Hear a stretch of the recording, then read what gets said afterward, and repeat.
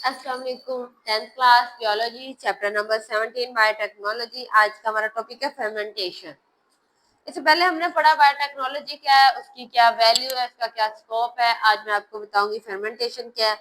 आप सब जानते हो कि जो सेलुलर रेस्पिरेशन होती है या ग्लूकोज मॉलिक्यूल जो है, ये सारे जो है ये किस्मत है, इन सब में ऑक्सीडेशन रिडक्शन का प्रोसेस होता है और उसमें एनर्जी रिलीज होती है। किस फॉर्म में? एटीपी की फॉर्म में। एटीपी अमीनो ट्राइफॉस्फेट को कहते हैं। इस फॉर्म में रिएक्शन जब भी होते हैं तो हमें एनर्जी मिलती है। ठीक है।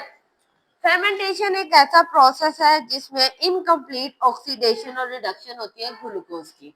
ठीक है। ऑक्सीडेशन और रिडक्शन होती है लेकिन इनकम्प्लीट, पूरी नहीं होती। किसकी? ग्लूकोज की। फेर्मेंटेशन के नॉलेज को उन्होंने कहा है कि इंसान इस नॉलेज को सदियों से जानता आ रहा है, लेकिन उसका मानना है कि ये प्योरली केमिकल प्रोसेस है। कुछ लोगों का कहना है ये प्योर केमिकल रिएक्शन है। इन 1857 में पास्चर जो है, पास्चर ने जितनी भी साइंटिफिक कम्युनिटी थी, वो जो लोग साइंस में काम कर रहे हैं, साइंटिस्ट हैं, उन सबको उसने कन्विंस किया, मनाया कि जितनी भी फर्मेंटेशन होती है वो सारी माइक्रोबियल एक्टिविटी है। मतलब फर्मेंटेशन सिर्फ माइक्रोब्स की वजह से होती है। माइक्रोब्स वो ऑर्गेनिज्म जो आपको नजर नहीं आते नेकेड आइट से, बैक्टीरिया, फंगस, सारा कुछ। ठीक है। तो उसने कहा कि फर्मेंटेशन होती इसकी वजह से है। उसने दिखाया कि फर्मेंटेशन हमेशा माइक्रो ऑर्गेनिज्म की डेवलपमेंट की वजह से होती है। जैसे जैसे माइक्रो ऑर्गेनिज्म, जैसे कि अगर आप बात करें दही का बनना, ठीक है, दूध में से, तो वो भी तो बैक्टीरिया, लैक्टिक बैक्टीरिया जो उसे कन्वर्ट कर रहा है। ऐसे ही अगर आप कहो कि आटे का खमीरा हो जाना, वो भी तो बैक्टीरिया होता है जो से, ये फर्मेंटेशन ही है ना।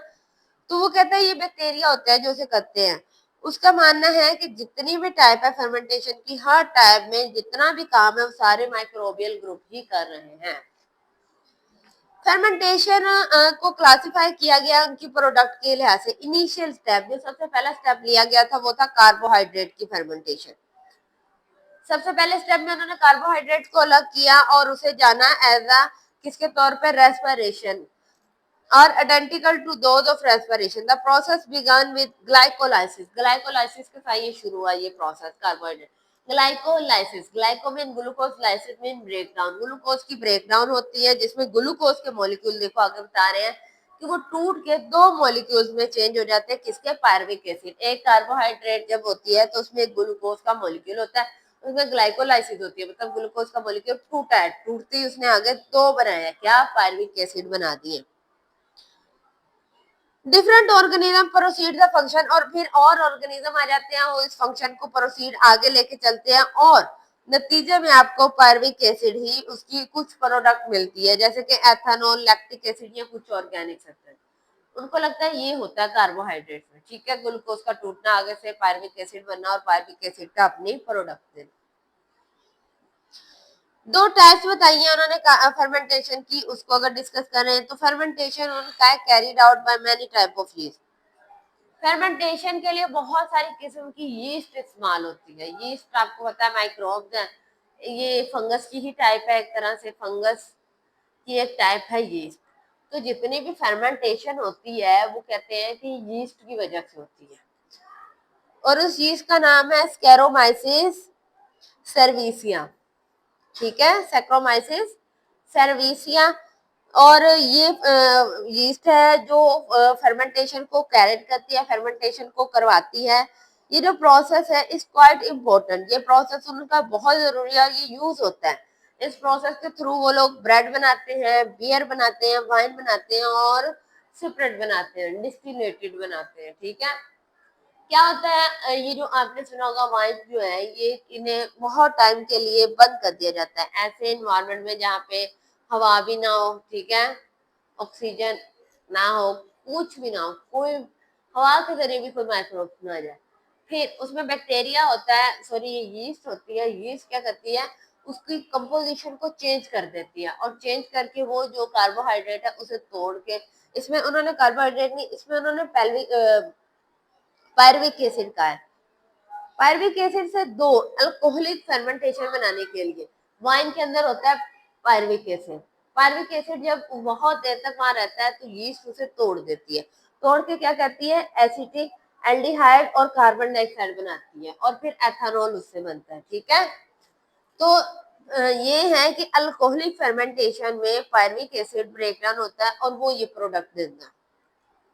इसमें यीस्ट इस्तेमाल होती है जिसका मैंने आपको बताया है, बहुत इंपॉर्टेंट है। और ये ब्रेड, बियर, वाइन और डिस्टिल स्पिरिट, स्पिरिट सुना होगा आपने, अक्सर इस्तेमाल करते हैं किसी भी चीज को स्टेरलाइज करने के लिए, प्योर करने के लिए, उसके लिए इस्तेमाल होता है। इन दिस प्रोसेस, इस प्रोसेस में उन्होंने कहा कार्बन डाइऑक्साइड को रिमूव कर दिया जाता है। मैंने आपको कहा ना वहां पे कोई हवा नहीं होती, कोई गैस नहीं होती, तो कार्बन डाइऑक्साइड को रिमूव किया जाता है पायरुविक एसिड से और प्रोडक्ट जो है आगे एसिटिक एल्डिहाइड जो है इस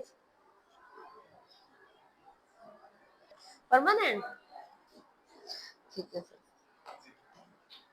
ओके।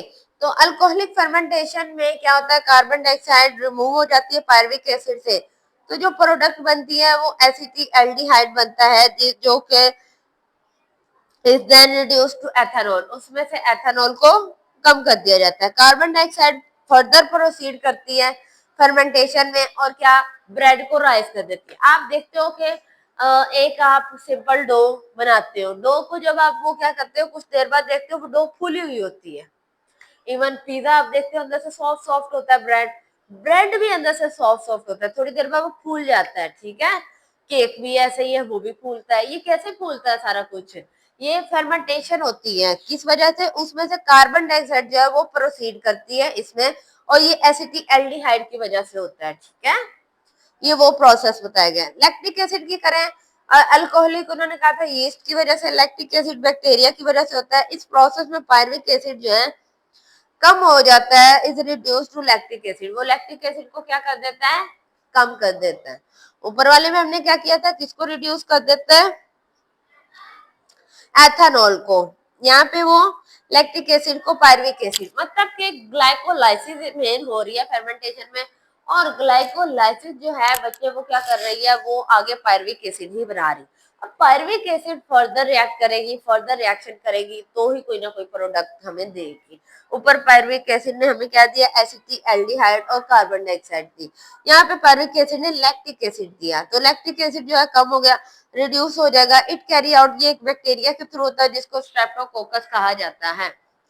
स्ट्रेप्टोकोकस या फिर लैक्टोबैसिलस, दोनों स्पीशीज हैं। लैक्टोबैसिलस बच्चे बैसिलस की एक काइंड है। It is a quite important, और ये जो फेर्मेंटेशन है ये ज्यादातर कहाँ होती है, डेयरी इंडस्ट्री में। ठीक है, डेयरी इंडस्ट्री आपको पता है जिसमें ये क्या कहते हैं, डेयरी प्रोडक्ट्स होती हैं, दूध, अंडे, ये सारी चीजें। तो where it use for souring the milk, वहां पे मिल्क को क्या किया जाता है, सॉर किया जाता है, एक तरह से खटास पैदा की जाती है, क्या बनाने के लिए, चीज बनाने के लिए। आपको पता है आजकल हर जगह चीज बहुत ज्यादा इस्तेमाल हो रही है।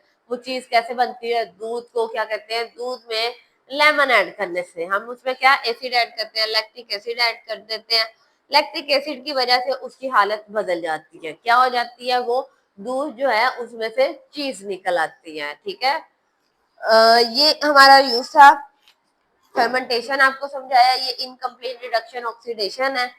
उसके बाद मैंने बताया ये कैसे होता है, ग्लाइकोलाइसिस होती है। फिर पास्चर का कहना है कि जितनी भी फर्मेंटेशन होती है माइक्रो ऑर्गेनिज्म की वजह से ही होती है। मतलब वो जैसे यहाँ पे ऊपर यीस्ट थी, नीचे बैक्टीरिया था।